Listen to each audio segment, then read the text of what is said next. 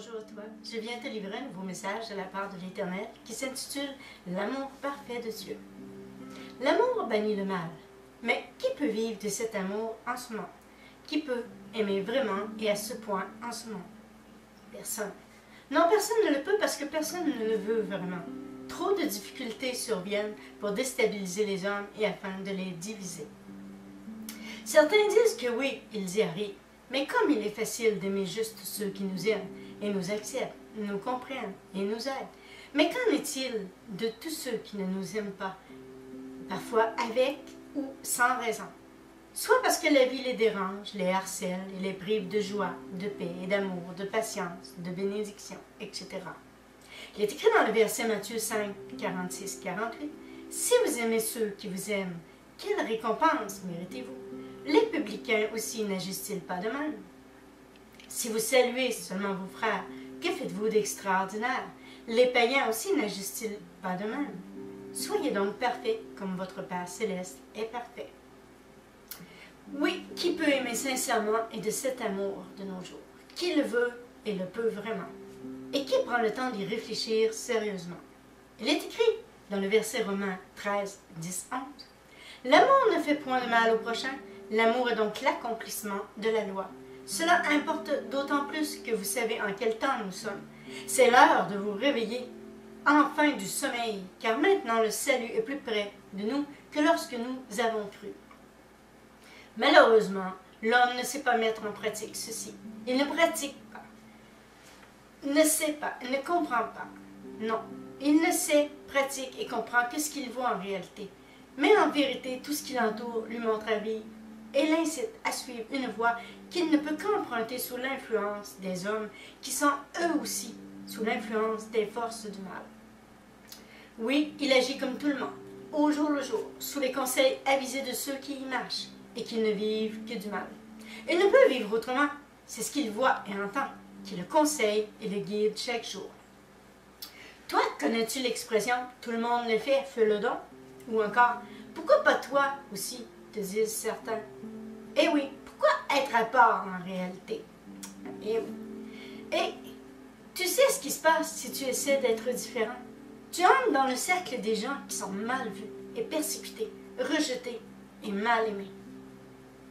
Qui aurait cru que de vouloir être différent pour faire la différence en ce monde changerait les choses à ce point et attirerait autant d'ennuis et même d'ennemis de la part des hommes de ce monde à ceux qui veulent vivre d'amour? Pour ceux qui marchent sur le chemin du mal, non. Mais pour celui qui marche sur le chemin de l'amour, inspiré par le maître de l'amour, je parle de Jésus, ce n'est pas facile pour eux et même parfois très désagréable certains jours. Et oui, pour celui qui rejette l'influence malsaine des hommes, qui l'influence à essayer de mettre en pratique ce qui est mal et interdit aux yeux de notre Dieu, c'est même très pénible. Mais est-ce une raison pour emprunter la voie du mal, le chemin du mal, et de suivre son exemple, ainsi que ses conseils? Dis-moi, serait-ce pour passer inaperçu, incognito, comme on dit parfois? Ferais-tu le mal, comme la plupart des gens, pour trouver un peu de paix, et pour ne pas être persécuté, et ridiculisé, maltraité? En réalité, pour passer inaperçu, pour pas être achalé? Celui qui marche sur le bon chemin, comment voit-il ou vit-il cela? Et celui qui marche sur le mauvais chemin, pourquoi y marche-t-il? Celui qui aime ressemble à Jésus et accomplit ce qu'il attend de lui. Oui, et même il est plus près du but, de l'objectif fixé qu'il veut et cherche à atteindre. Jésus nous a dit « Je suis l'amour ». Comment les hommes ont répondu à cet amour et devant cet homme qui venait pour les aimer et les enseigner? Un homme si merveilleux. Ils ont crié « À mort !» Oui, à mort, criaient les gens. Voyons donc. Oui, et pourquoi, dites-moi? Pour rejeter, critiquer, martyriser et crucifier un homme si bon, et qui ne méritait pas et en aucun cas la méchanceté des hommes, ni ce qu'ils lui ont fait subir. Quand l'Éternel dit que c'est l'homme qui est méchant, n'est-ce pas la vérité? Dites-moi, n'est-ce pas ce qui se passe en réalité? Et que nous fermons les yeux devant la méchanceté et même devant l'amour certains jours. Tout dépend des gens sur notre chemin. Voyons la vérité en face.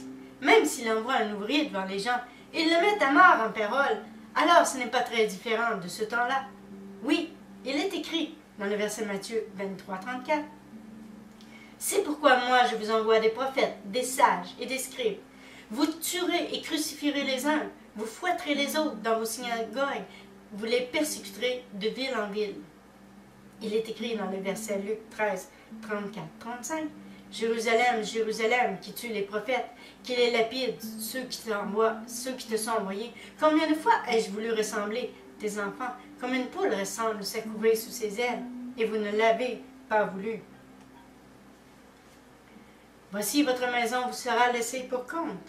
Mais je vous le dis, vous ne me verrez plus jusqu'à ce que vous disiez, béni soit celui qui vient au nom du Seigneur. » Qui a compris vraiment ce qui s'est passé à ce moment-là? Je parle du temps de Jésus. Je crois que nous n'avons pas évolué de ce côté-là. On a encore beaucoup à apprendre, malheureusement. Oui, l'homme apprend très vite à faire le mal. Quand c'est le temps de faire du bien, il disparaît. Il n'y a aucun doute à ce sujet, personne ne peut dire le contraire. Tous se font prendre au jeu du malin. Les hommes se croient très intelligents, au-dessus des autres, et même au-dessus des lois, pour agir de la sorte. Et ça, ils ne le comprennent pas, parce qu'ils ne le veulent pas le comprendre en toute honnêteté. C'est plus facile de garder le silence et de faire l'autruche. Pourquoi? Oui, pourquoi agir ainsi? Si l'amour ne fait pas de mal, pourquoi les hommes ne réalisent pas leur attitude concernant la méchanceté au moment où cette attitude se révèle et se manifeste? Pourquoi ne réalisent-ils pas que ce sont eux qui vivent du mal, du péché, que c'est l'amour qui venait vers eux? Oui, Jésus venait pour nous sauver de ce mal qui nous ronge de l'intérieur, pour nous instruire sur l'amour. Depuis les temps anciens, les hommes condamnent l'amour pour élever le mal et approuver les péchés et de différentes façons. Oui, rien n'arrête les hommes, je veux dire les partisans qui approuvent le mal. Excusez. Ne pas l'approuver, en réalité, ce serait de ne pas en parler ouvertement, pour glorifier le malin, ni féliciter ses adeptes, en témoignant de leurs œuvres malsaines et diaboliques, car toutes les façons sont bonnes en réalité. Les styles différents, exemple la radio, la télé, les journaux à potins, personne ne se gêne de dire ou de faire mal, ou même de le représenter. Appuyer ces gens qui font le mal, c'est parler d'eux en tout temps, en réalité. Ils tiennent la vedette et se réjouissent de leurs œuvres mauvaises et malsaines, oui, sans le vouloir ou le comprendre. Les hommes se nourrissent de ce qu'ils voient et entendent. Mais ils ne se nourrissent pas de bonnes choses, malheureusement, parce que les hommes de ce monde vivent du mal et pour le mal. Parce que les hommes vivent de telle ou telle manière, ils vivent eux aussi comme eux. Ils suivent le courant de méchanceté, autrement dit, la tendance de méchanceté qui circule librement et sans gêne.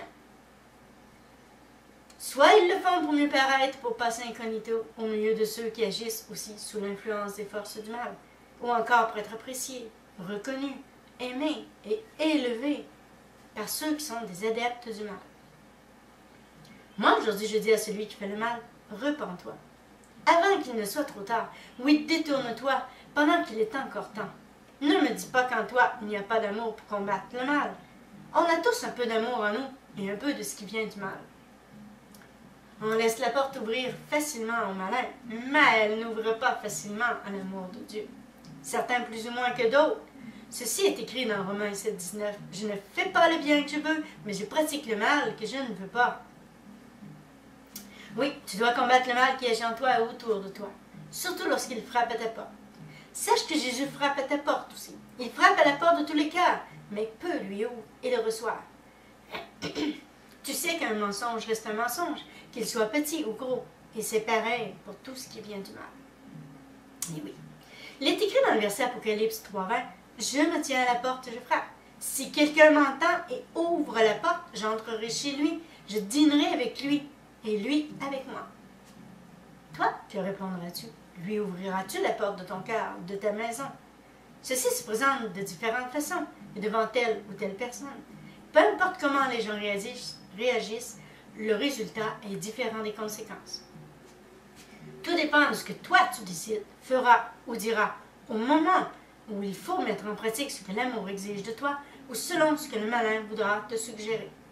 Qui sera devant toi et toi, comment réagiras-tu? À toi de voir.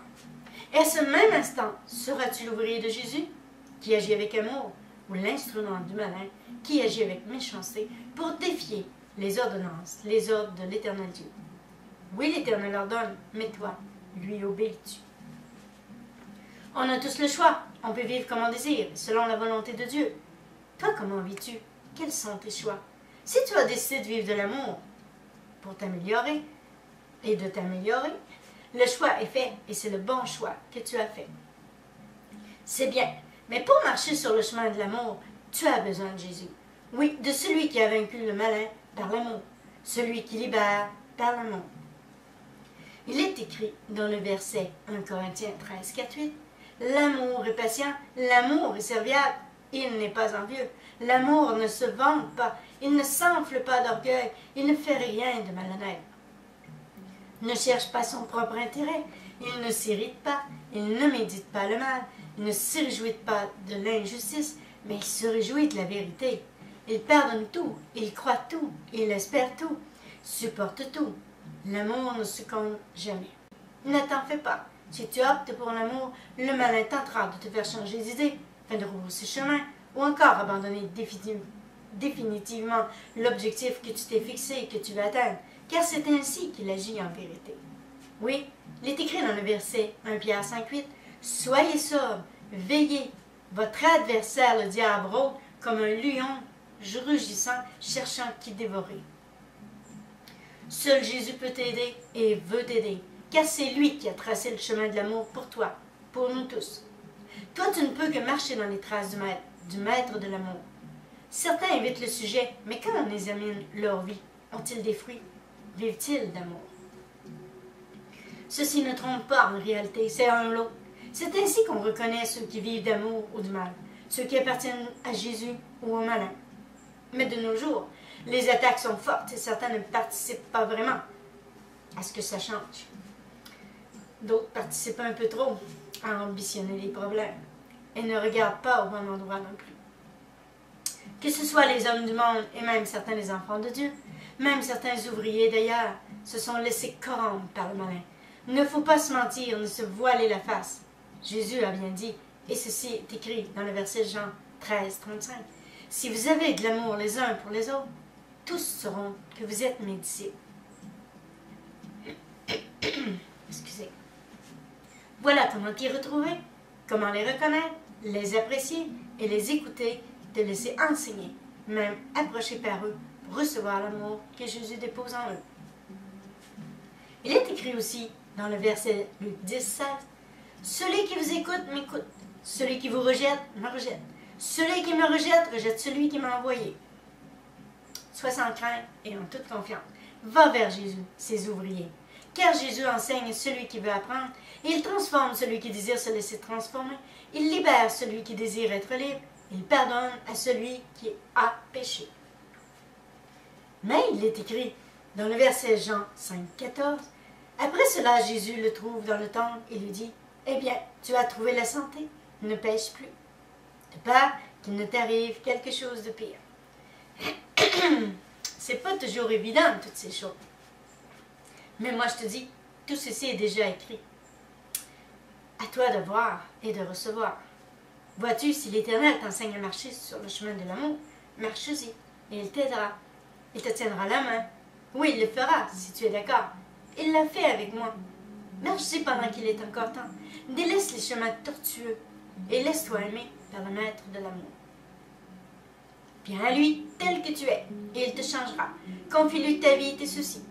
Laisse tout entre ses mains et attends-toi à lui. Prends tout ce qu'il te donnera, tout ce que tu peux prendre. Ne refuse rien, ne rejette rien, ne critique rien de ce que tu ne connais pas et qui, sans le savoir ou même sans le comprendre, est pour ton bien et celui des autres. Oui, prends tout ce qui vient de lui. Il ne pense pas comme toi. Il est écrit dans le verset Ésaïe 55, 8. « Car mes pensées ne sont pas vos pensées et mes voix ne sont pas vos voix. » Si tu ne sais comment t'y retrouver, il est écrit aussi dans le verset Galates 5, 22. « Mais le fruit de l'esprit est amour, joie, paix, patience, bonté, bienveillance, fidélité, douceur, maîtrise de soi. » Tu n'as aucune crainte à avoir. L'amour qui vient de Dieu est parfait. Celui qui veut t'apprendre à aimer est parfait. Et ceci est écrit dans Jacques 1,4. Or, il faut que l'endurance accomplisse son œuvre pour que vous soyez accomplis et parfaits à tout égard, et qu'il ne vous manque rien. Il est même écrit dans le verset Matthieu 19, 26. Jésus les regarda et leur dit, « Pour les humains, c'est impossible, mais pour Dieu, tout est possible. » Donc, tout est possible avec Jésus. Et il le fera pour toi et avec toi. Oui, tout est possible et c'est pourquoi cela est écrit. Pour nous faire comprendre et réaliser, accepter et se laisser aimer et transformer. Pour nous faire comprendre et nous rappeler aussi de faire la volonté de Dieu. Peu importe ce qui se passe, car celui qui nous appelle à aimer nous aime tous et il veut nous enseigner à aimer comme il nous aime. Il ne faut pas oublier non plus ce qui est écrit dans le verset Jean 3,16, car Dieu a tant aimé le monde, qu'il a donné son Fils unique pour que quiconque met sa foi en lui ne se perde pas, mais ait la vie éternelle. Amen. Crois-tu cela? Oui, crois-tu ceci? Oui, il nous a aimés à ce point, donc ce n'est sûrement pas pour nous faire du mal et nous causer du tort. Tandis que nous, avons-nous des torts envers lui? Avons-nous apprécié tout cet amour à sa juste valeur, ainsi que son œuvre? Soyons réalistes, nous avons refusé, rejeté tout cet amour, et nous le faisons encore de nos jours, soit par l'un ou par l'autre, lorsqu'il met des gens sur notre chemin, des gens envoyés par lui, des gens mis sur notre chemin, qui ne savent même pas quelles sont nos intentions en réalité, mais Jésus connaît et voit tous les cœurs. Nous avons rejeté cet amour, le Créateur, ainsi que son Fils Jésus, pendant bien des siècles. Ceci se poursuit encore aujourd'hui. Les forces du mal ne veulent pas que l'œuvre de Jésus se poursuive. Mais nous pouvons faire la différence en ce monde. Oui, chacun de nous. Ceux qui croient dans cette œuvre se doivent de poursuivre l'œuvre de Jésus, de se lever et de servir en aimant comme il nous aime. Certains disent le faire, mais en secret, ils font le contraire, malheureusement. Oui, et ceci est même écrit dans la Bible, Matthieu 7, 21 à 23. Ceux qui me disent « Seigneur, Seigneur », n'entreront pas tous dans le royaume des cieux, mais celui-là seul qui fait la volonté de mon Père qui est dans les cieux. Plusieurs me diront ce jour, Seigneur, Seigneur, n'avons-nous pas prophétisé par ton nom? N'avons-nous pas chassé des démons par ton nom? Et n'avons-nous pas fait des miracles par ton nom? Alors je leur dirai ouvertement, je ne vous ai jamais connu, retirez-vous de moi, vous qui commettez l'iniquité. Waouh, pas évident, hein? Ça nous a été dit, c'est bien écrit. Il faut être honnête et reconnaître si l'on vit d'amour ou pas. Je parle à tous ceux qui espèrent et qui veulent vivre pour Jésus. Et j'invite les hommes de ce monde à faire de même. Peu importe ce qu'ils sont, ce qu'ils vivent, peu importe la différence qui nous sépare, car Jésus peut et veut nous unir tous ensemble. Il ne rejette personne. On a intérêt à faire de même. C'est l'homme qui ne le veut pas vraiment, qui ne donne pas la peine d'essayer ou encore qui se laisse décourager, peu importe les raisons. Malheureusement, l'homme est influençable et cette influence lui vient des forces du mal, pas de Jésus. C'est Jésus qu'on fuit. On ne fuit pas trop les forces du mal. Ce message ne sert pas à pointer personne ni à viser les défauts. Mais en réalité, il est écrit dans le verset Romains 3, 23. Tous, en effet, ont péché et sont privés de la gloire de Dieu. Ceux qui connaissent la vérité doivent briller en ce monde, faire éclater la vérité avec l'aide de Jésus. Oui, il est écrit dans le verset Matthieu 5, 16, que votre lumière brille ainsi devant les gens, afin qu'ils voient vos belles œuvres et glorifient votre Père qui est dans les cieux. Oui, notre Dieu est bon et juste envers tous ceux qui se repentent. Le voit agir pour eux. On le voit, oui, il le voit agir pour eux. Moi, je le vois agir pour eux. Et tu peux le voir agir aussi pour toi et pour tous. Tous ceux qui décident de se soumettre à sa volonté peuvent trouver paix, joie et vivre de cet amour parfait. Peuvent le recevoir et le partager aussi à chaque jour. Voilà le bon but, le vrai but, le seul but. Maintenant, écoute bien ceci. Moi, je te dis que Jésus t'aime et que son amour délivre. Cesse de vivre et de penser comme les hommes de ce monde, qui refusent la lumière, qu'est la vérité, ainsi que son amour, et Jésus lui-même. Oui, je te conseille de cesser de parler et d'agir comme les gens de ce monde te le suggèrent, sans comprendre vraiment pourquoi ils le font. Car Jésus a même avoué, et il est écrit dans le verset Luc 23, 34, Jésus disait, « Père, pardonne-leur, car ils ne savent ce qu'ils font. » Dis-moi, c'est une excuse pour continuer à agir ainsi? Ou si tu comprends le message que révèle ce verset, courbe-toi devant Jésus, celui qui peut tout et qui veut aussi que tu reçoives tout son amour, et tu en seras des plus bénis. Reçois aussi ses enseignements. Tu en as besoin, c'est comme une carte routière qui t'indique le chemin à suivre. Il t'aime, ne l'oublie pas, et son amour est parfait. Et il accomplira en toi une œuvre de perfection si tu lui ouvres la porte de ton cœur, le laisses entrer, que tu l'acceptes dans ta vie, que tu lui donnes la clé de la porte de ton cœur, de ta maison, pour qu'il y entre ta volonté, pour qu'il agisse comme il désire et quand il le veut, en toi, pour toi ou autour de toi. Moi, je te dis, réfléchis à ce message et passe une belle semaine. Et sois béni au nom de Jésus.